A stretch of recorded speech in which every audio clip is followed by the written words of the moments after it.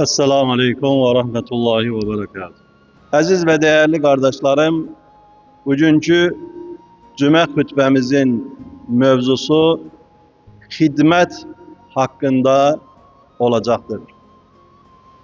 Uca Rabbimiz kainatta ne yaradıpsa yarattığı bütün mehlukat insan için hizmet edir. Görünen, görünmeyen, kainatta kurulan bütün nizam insanın hizmeti için çalışır. Rabbimiz buyurur ki, ey insan, seni de mənə hizmet etmek için yarattım. Kainatta ne yarattımsa sana hizmet etmek için yarattım. Seni de mənə hizmet etmek için yarattım. Rabbimiz Musa peygamberden soruşur. Ey Musa, benim için ne ettin? Musa aleyhisselam buyurur ki, ey Rabbim, senin için namaz kıldım. Senin için oruç tuttum. Senin ismini gece ve gündüz zikrettim. Rabbimiz buyurur ki, ey Musa, kıldığın namazlar Sirat köprüsünden geçmeyine vesile olar. Tuttuğun oruçlar cehennem ateşinden korunmağına siper olar. Beni ne kadar zikredipsense, benim katımda da megamın o kadar ucu olar. Ama benim için ne ettin? Bu sual karşılığında Hazreti Musa aleyhisselam çetinlik çeker, cevap verebilmez ve hıçkıra hıçkıra ağlamaya başlayar. Rabbimiz buyurur ki, ey Musa, senin insanlığa hiçbir karşılık gözlemeden benim rızam için ettiğin hizmet, mənə ettiğin hizmettir. Aslında Rabbimizin bizim özü için istediği hizmeti insanlığa gösterdiğimiz, ettiğimiz hizmetten ibarettir. Uca Rabbimiz Kur'an-ı Kerim'in bir ayetinde buyurur ki, Allah'ın dinine yardım edin ki Allah da sizin halınızı ıslah etsin. Bazen manevi halinden, ruh halinden, kalp halinden şikayet eden dostlarımız olur. Namaza evvel başladığım kimi namazdan huzur alabilmirəm. Verdiğim sədəqələrdən o cür zövq alabilmirəm. İslam'ı evvelde dərk ettiğim kimi indi derinden dərk edebilmirəm. Bunların hamısının köküne baktığımız zaman görürük ki Allah Resulü sallallahu aleyhi ve sellem bize hadis-i şeriflerinde buyurur ki, eğer kalpleriniz katılaşıpsa, merhamet hissi ve duygusundan uzak düşmüşsünüzse, bu zaman bir yetimin başına sığal çekin.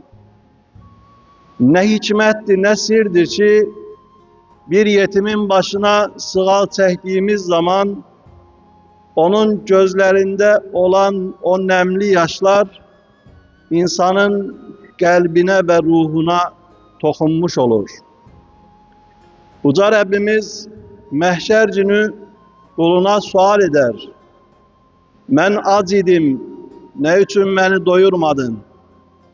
Ben susuz idim, ne için beni sirab etmedin? Ben hastaydım, ne için beni ziyaret etmedin? Ben libassız idim, ne için beni giydirmedin? Bu suallar karşısında kul bende yer ki, ey Rabbimiz, siz bu saydığınız sıfatlerden münezzehsiniz. Rabbimiz bu zaman buyurar ki, mənim bir qulum xəstə idi. Əgər onu ziyarət etsəydin, məni ziyarət etmiş olardın. Mənim bir qulum ac idi. Onu doyursaydın, məni doyurmuş olardın. Ona su versəydin, mənə su vermiş olardın. Onu geyindirseydin, məni geyindirmiş olardın. Kulun, bendenin Allah katında, Allah yanında büyük bir fezileti vardır, əzəməti vardır. Onun için Rabbimize giden yol biri-birimizden keçir.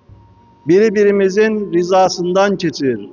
Biri-birimizin birbirimize ettiğimiz duasından keçir ki, en meşhur eşittiğimiz söz, Allah senden razı olsun.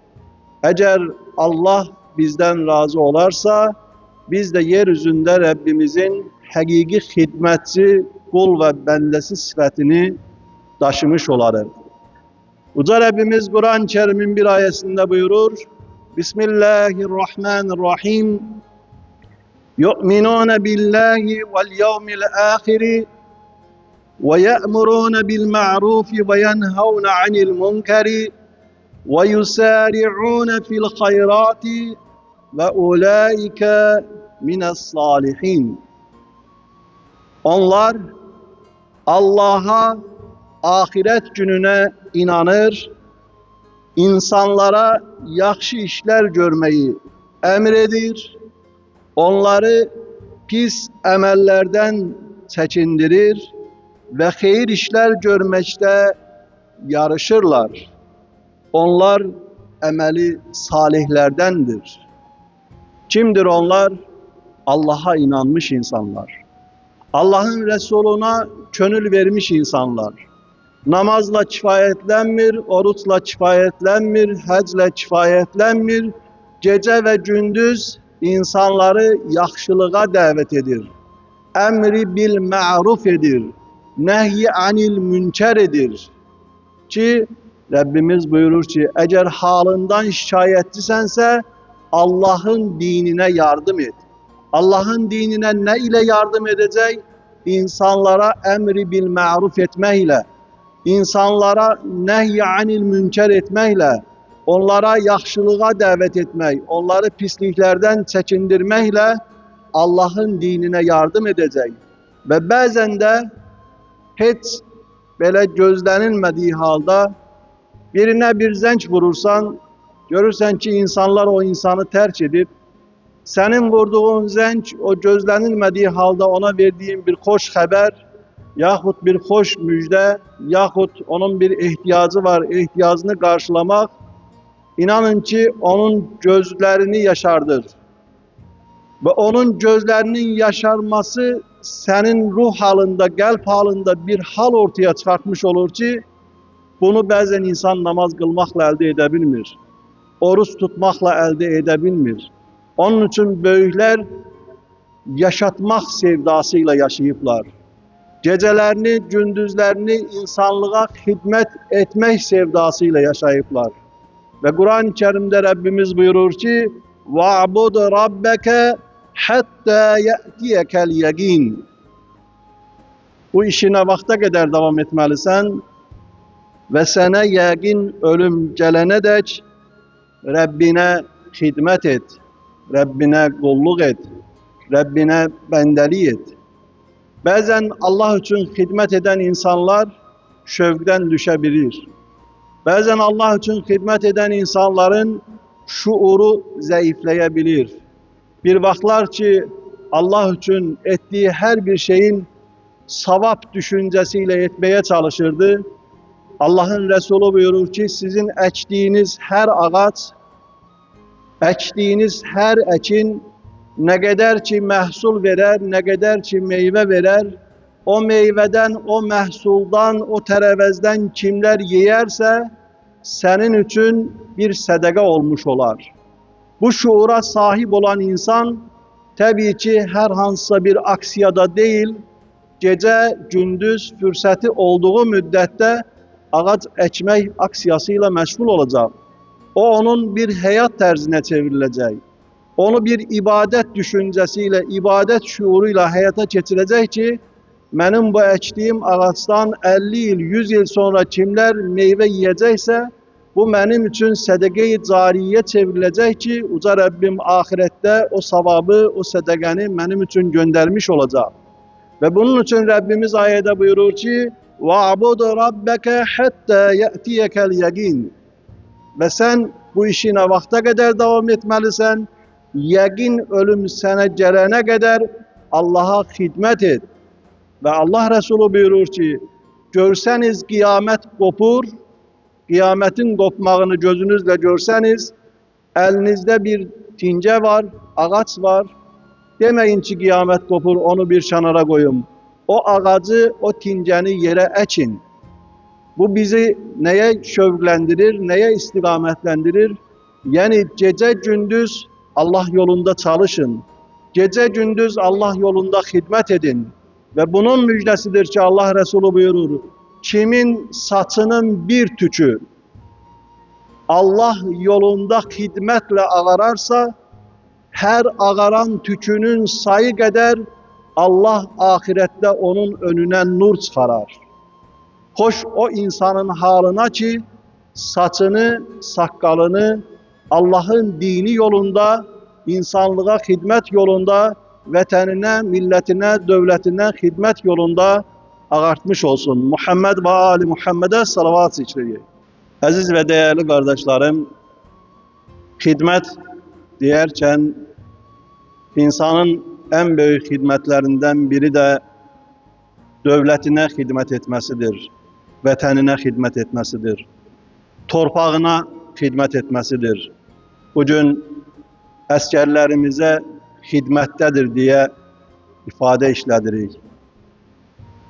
Harici ülkelerde Azerbaycan'ın müxtəlif strukturlarında çalışan həmvətənlərimize hizmettedir deyirik.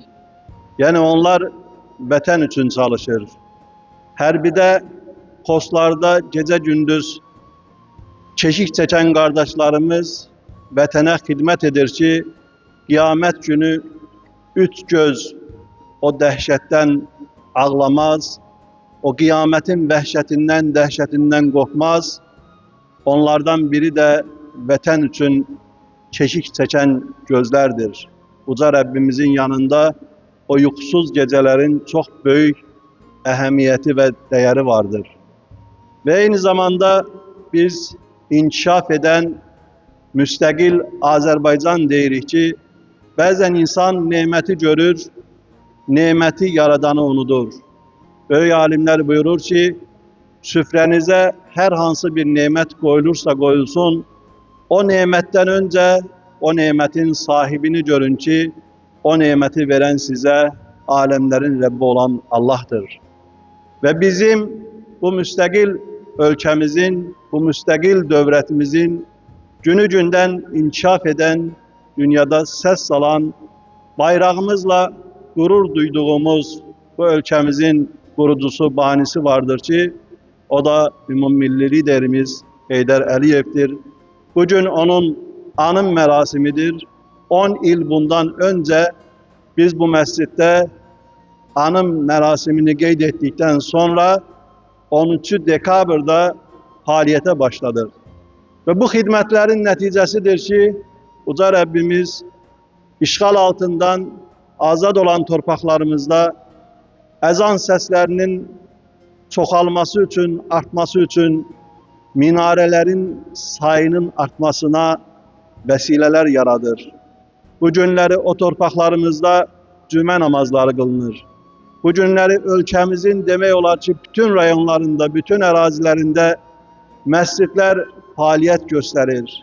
Ve bütün mescitlerimiz Allah'a hamd olsun ki dolup taşır. Ve biz bu nimet için hem ülke rehberliğine hem bu işin kurucusu, banisi olan Ümum Milli liderimize borçluyuz. Rahmetle anırıq. Uca Rabbimiz mekanını cennet, günahlarını mağfiret, Uca Rabbimiz mezarını nurla doldursun. Allah her birinizden razı olsun, cümleniz mübarek olsun.